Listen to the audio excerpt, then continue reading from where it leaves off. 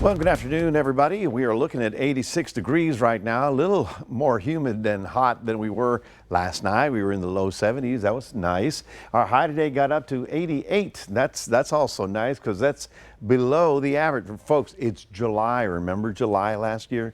So at least we're not seeing the hundreds just yet. We've been as warm as 108. Now, here's a classic photo. This one's going viral. Okay, this gentleman's in Houston. He pulled over to the Whataburger parking lot because the roads were flooded, couldn't get home. So he pulled the rod out and caught a bass right off the roadway there. So that's only Texas, right? Only in Texas. So that's another one. Now, we did have additional shower activity. Some of it was generally moderate to light. There were a couple of heavier showers. As you can see, we've got a big cluster just coming up into the city right about there. Where is it? Okay, here it comes. Here it comes. There you go. Okay, you see it? So basically, if you're going from Victoria to Goliad, you're going to run into that or even down to Refugio. So there are some heavier spots here and there. But like I said, this is good rain as opposed to having it being accompanied by the 80-mile-an-hour winds. And of course, it's all the moisture left over from the tropical storm that's popping into this activity. One more close-up. Let me see if we can get a close-up of that storm. There you go. Okay, this is within the hour. There's the city, the heaviest activity out 59, as you see right about there. So basically out Coleto Creek, it looks like, where they're getting a fairly significant thunder shower right about now. But again, like last night, they'll pop, and then when the sun goes down, they'll begin to decrease. Notice here that most of the rain today has been south of us, so to Port Lavaca, down to Calhoun County, and all the way down to Refugio. So that's where most of the heavier rain in the 1 to 2 inch range, or maybe more up there, and less if you're going northbound out of the city, heading on up into Hallettsville.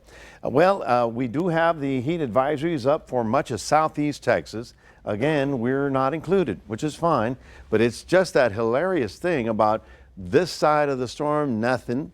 This side of the storm was Beryl, and it passed right over us. And so this is where all the water is still floating around, and it's very humid. Now, this was the last report on Beryl, which was up in the Lake Erie area. But I got some incredible statistics that they put together for us. Beryl was now the first Category 4 in June, okay? Beryl was the earliest Cat 5 on records, okay? That's the earliest Cat 5. In Grenada, it hit at 150 miles an hour. You saw the islands. In Tulum, which is in the Yucatan, it came in at 110. And over Matagorda, they reported 80-mile-an-hour winds. And the storm was one for the record books. Now, as I mentioned yesterday, we've got a pattern change. We're going from the tropical stuff back to the heat and humidity. We are looking for one more day of showers for us, and temperatures at least in the upper 80s. Same thing for Cuero, but here's what I'm talking about. We're looking for isolated showers tomorrow, then decreasing on Saturday, even less on Sunday, and then we start looking at a little bit of a heat wave for next week. We will be in the mid to upper 90s, but many inland areas will start seeing their 100s once again. That's your 7-day forecast, reminding everybody we do have a QR code. Love for you to scan